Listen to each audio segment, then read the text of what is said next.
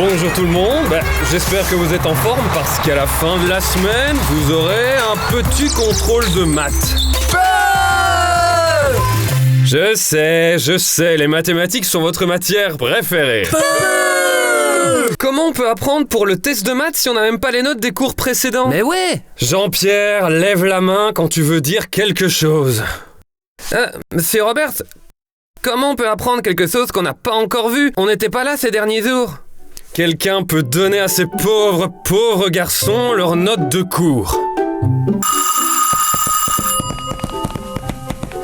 Hé Sarah, j'ai entendu dire que Jean-Pierre t'avait rendu tes notes à la pause. Tu pourrais me les prêter aussi? Je les prends? Oh non, j'ai perdu mes notes. J'imagine que du coup je peux pas te les filer. Désolée. Ah, ok alors. Salut Sarah. J'ai entendu dire que t'avais perdu tes notes. Tu peux avoir les miennes si tu veux. Ah oui, mais j'ai pas vraiment perdu mes notes en fait. Je voulais juste pas les passer à Ahmed. Qu'est-ce que tu veux dire? C'est juste que je voulais pas lui donner mes notes. Mais pourquoi? Qu'est-ce qui ne va pas? Il s'est passé quelque chose ou quoi? Pas vraiment, mais c'est juste que je veux pas donner mes notes à un musulman. Quoi? Il devrait pas être ici.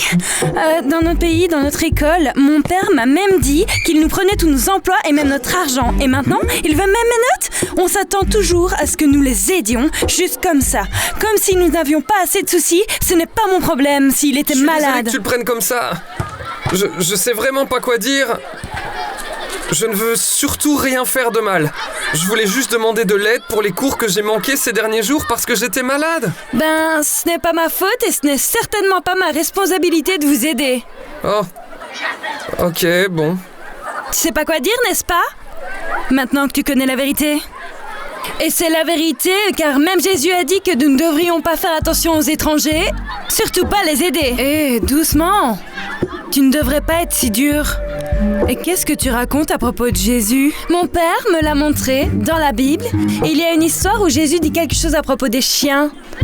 Nous ne devrions pas donner du pain aux chiens. Donc, les gens comme toi ne devraient pas recevoir de nourriture de notre part. Qu'est-ce que tu dis? Je serais vraiment surprise que Jésus dise quelque chose comme ça. Ah ouais? T'es sûr? Parce que Jésus est un prophète aussi dans la tradition islamique. Et pour nous, Jésus symbolise l'amour et le partage. Et c'est exactement, c'est juste l'opposé de ce que vous venez de dire. Pourtant, c'est la vérité. Je vais vous montrer.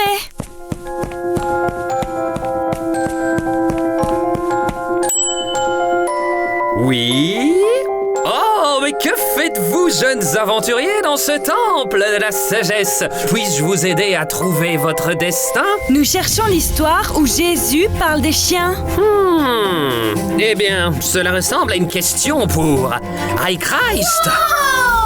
Ah, iChrist est une nouvelle forme d'intelligence artificielle qui répond à toutes les questions sur la foi catholique. Il a été développé par le meilleur personnel que le Vatican ait pu trouver. Il regorge de fonctionnalités et ils ont même intégré la voix de Jésus.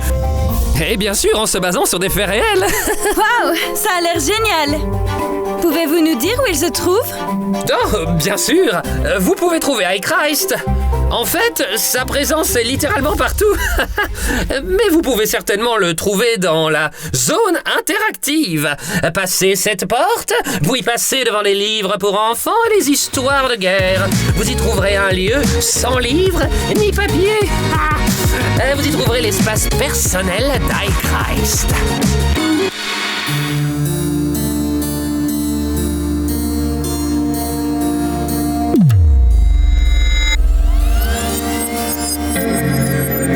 Bienvenue, jeunes et brillants penseurs. Que vos esprits soient illuminés par mon infinie sagesse. Pouvez-vous nous raconter l'histoire où Jésus ne donne pas de nourriture aux chiens?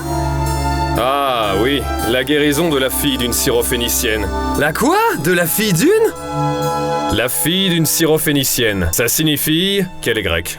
Et en effet, dans cette histoire, Jésus-Christ, mon homologue dans la vie réelle, dit « Laisse d'abord les enfants se rassasier, car il ne sied pas de prendre le pain des enfants et de le jeter aux petits chiens. » Alors tu vois, Jésus est contre les étrangers et ne veut s'occuper que de ceux qui font partie de sa propre communauté religieuse. Ah, je suis choqué. Je ne savais pas que Jésus pouvait être aussi cruel. Mon père m'a toujours dit que Jésus représente l'amour dans notre religion. Alors, je suppose que c'est un mensonge ?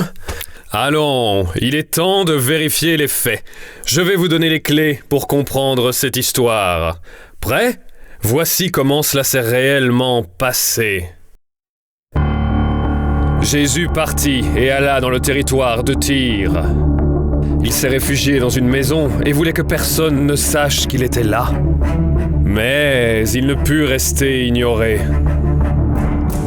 Car aussitôt une femme, dont la petite fille avait un esprit impur, entendit parler de lui et vint se jeter à ses pieds.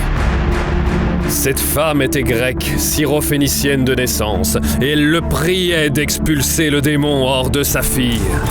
Jésus lui dit « Laisse d'abord les enfants se rassasier, car il ne sied pas de prendre le pain des enfants et de le jeter aux chiens. » Tu vois, c'est littéralement dans la Bible. Oui, tu crois avoir raison, mais en fait tu ne pourrais pas être plus dans l'erreur. Ne me dérange pas, laisse-moi finir. Jésus lui dit « Laisse d'abord les enfants se rassasier, car il ne sied pas de prendre le pain des enfants et de le jeter aux chiens. » Seigneur, mais même les chiens sous la table mangent les miettes des enfants. Alors il lui dit « Pour avoir dit cela, va, le démon est sorti de ta fille. » Elle retourna dans sa maison et trouva l'enfant étendu sur son lit et le démon parti. Mais qu'est-ce que ça signifie ? Je comprends pas non plus. Laissez-moi vous expliquer. Lorsque Jésus parle de ses enfants, il parle en effet des personnes qui font partie de sa propre communauté et religion, c'est-à-dire le peuple juif d'Israël. La femme est en fait grecque et lui est étrangère, et il la compare à un chien. En effet. Alors tu vois, les étrangers sont des chiens.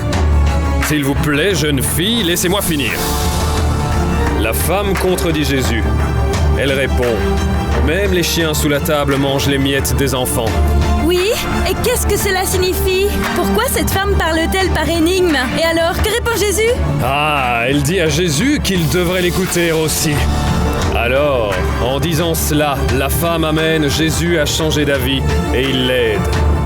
Il lui dit de rentrer chez elle, sa fille étant guérie. À ce moment, grâce à cette rencontre, Jésus change de perspective. La femme lui fait comprendre que le salut et le pain sont pour tous, pas seulement pour le peuple juif.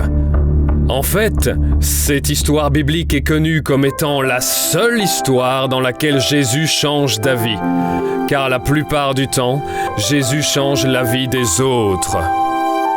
Alors, ne pensez-vous pas qu'il est temps de mettre nos différences de côté et de changer d'avis aussi ? Je suis désolée, Ahmed. C'est mon père qui a eu tort. Ne t'inquiète pas, Sarah. Je connaissais pas non plus cette histoire.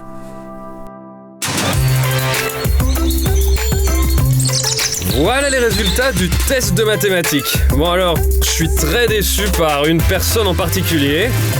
Geoffrey, t'es le seul à avoir échoué à ce test.